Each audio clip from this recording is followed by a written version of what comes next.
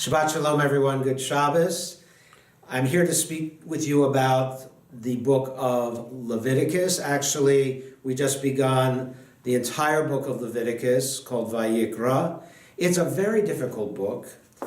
Some say it is the most difficult book. It's about the laws of sacrifice. And at times it's very tedious.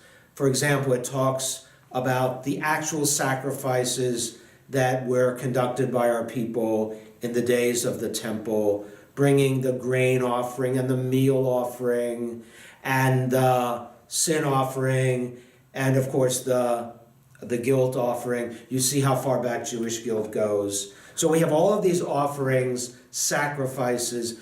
You would find it hard to believe, perhaps, that this was the first book taught to children as they were growing up. That's a surprise. You mean children were not introduced to the book of Genesis with all of the wonderful stories, or the book of Exodus with all that happens in Exodus, the going out from Egypt and the receiving of the law and the building of the first Mishkan. Why this book? In order to teach that sacrifice has been and remains a Jewish way of life. And that is so true. It's as true today as it has ever been. And our hearts go out to our people in Israel who live now with this fear of random stabbings. And they appear random, but actually it's believed that these are not necessarily lone wolves, and that they commit these crimes, often are rewarded financially for doing it, and their families also compensated for their acts.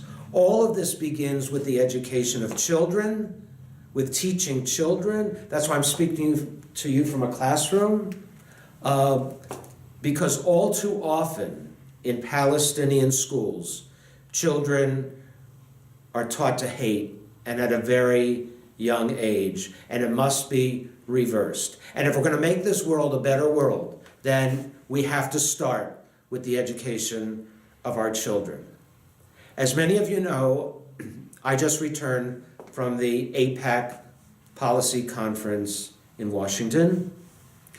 We heard most of the presidential candidates speak very passionately about their love of Israel, supporting Israel, and really across the board, Democrats, Republicans. It's the one issue that really unites all of our candidates and really all of Congress. And this Friday night at our 7:30 p.m. service, I'm going to reflect on that conference and offer you some of my own insights and comments about it.